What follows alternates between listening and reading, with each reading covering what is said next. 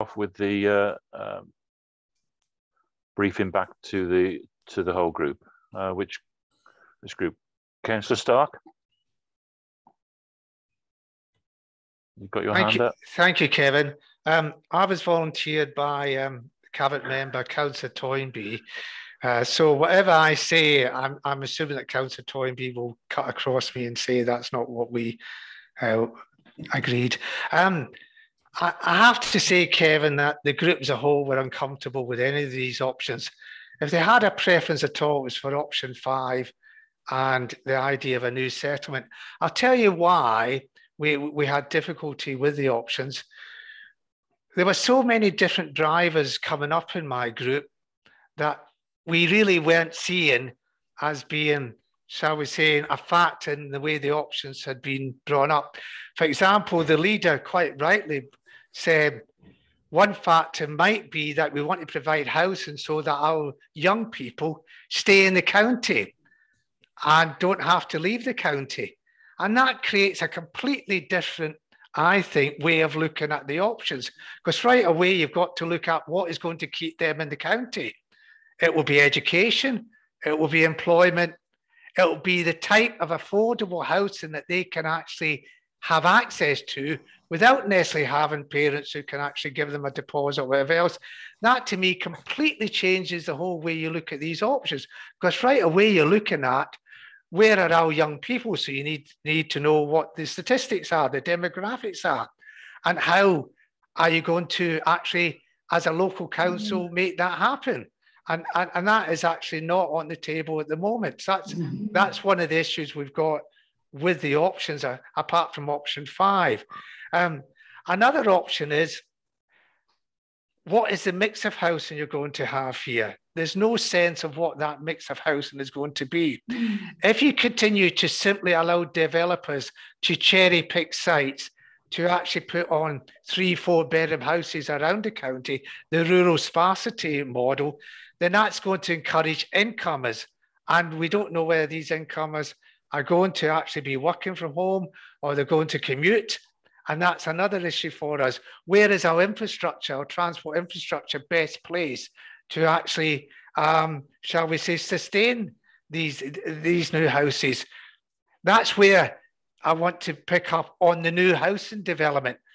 I think if there is going to be a new housing development, we have to look at a feasibility study first. We have to look at where could that actually be placed in the county, because obviously there's no point talking about new housing development if there's nowhere in the county where that could actually be located. Obviously, the rail infrastructure is one that could provide that. So certainly of the options that are on the table, and I have every sympathy with planners being driven by the standard method and everything else, option 5, I think, was the one that we've attended for, but we need a lot more information on the factors and on the actual statistics that might drive those factors, including, as Councillor Shaw usefully pointed out, why not ask the estate agents what's happening? But we really need to have much more of a handle on this. That was the view, I think, that came mainly from the group. Thank you, Councillor Stark. The next group feedback. Councillor Hewitt. I'm jumping in case I forget it, basically. I haven't written a lot. Yeah, I think in terms of the options, there was a little bit of a split in the room between option 3 and option 5. There was a lot of enthusiasm for option 5 in the group, and I'd say possibly the majority view was for option 5. But the option 3, spreading it amongst the towns. There was also a view that it was unhelpful, and I think that was the right word, to lump Romyard and Leominster in with the new settlement, and that somehow it possibly was, a little bit uprooting of local democracy when NDPs are already in place to say, right, now we're all going to change. So your NDPs sort of become are a little less prioritised or a little less valid, that it would be good to think about a new settlement in relation to all the remaining NDPs that we have left in the county. There was also further input from Councillor Norman, because obviously it's her ward, Leominster, and she said that the the proportionate growth was the thing, and the amount of growth which had in the past been lumped on Leinster was unsustainable. There was a lot of talk about what sustainable growth meant, and that was in relation to infrastructure, amenities, education, all the usual things, and that was it, and that it was an essential part of any planning to avoid what rural communities, but also I think the market towns have had as well, which avoiding the dumping ground issues. So let's have targets. Hang on 2 minutes. I'm just going back. And I don't know whether this is on, but I just want to just put a little bit of a question mark over a romantic notion that our young people want to stay in the county. My understanding of the most modern demographics of young people is they go off and then they come back, and they go off and they bring more genetic diversity into the county. We want to make a place for them to come back to where they regard the Shire as home, but I don't think that we should be thinking about keeping them in the county. I think we should be thinking about facilitating them to spread their wings and then making a safe nest where they can come and raise their families. Thank you, Councillor Hewitt.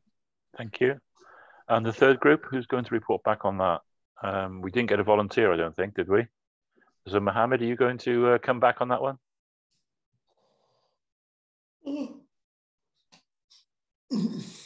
Yes, I made a few notes on that, but it's quite brief, so I've got the answers to the questions. I don't think there was any consensus, general consensus on which options for the first question, but I know two councillors chose the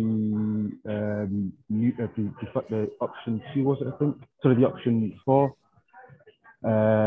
And for question 2, I know Councillor Harvey made a comment that she wouldn't mind a focus on all the settlement, all the market towns, sorry, rather than just focusing on a single market town. And for the last question, it was a general yes. And that's pretty much it. Yeah, there was a good discussion on the and support for a new settlement within the group, but also agreeing that that there would need to be development elsewhere within the county as well, not just focused solely on a new settlement. It had to be spread across the county, whether that was in the market towns, etc. So that was where we were. So we move on now then to Sam, who's going to take us through to the next session. Thanks, Kevin. So the next set of workshops will concentrate on the rural element of the spatial options paper. So the element that Siobhan presented to you this morning. So again, there's a set of 3 questions. One looking at which of those you feel is the most spatial and sustainable option. Some advantages and disadvantages of the current settlement hierarchy that we have in the current core strategy, and then a look at what you feel are the most important services and facilities in places in the rural areas, and what makes a place essentially as far as those services are concerned. Now, they're big topics.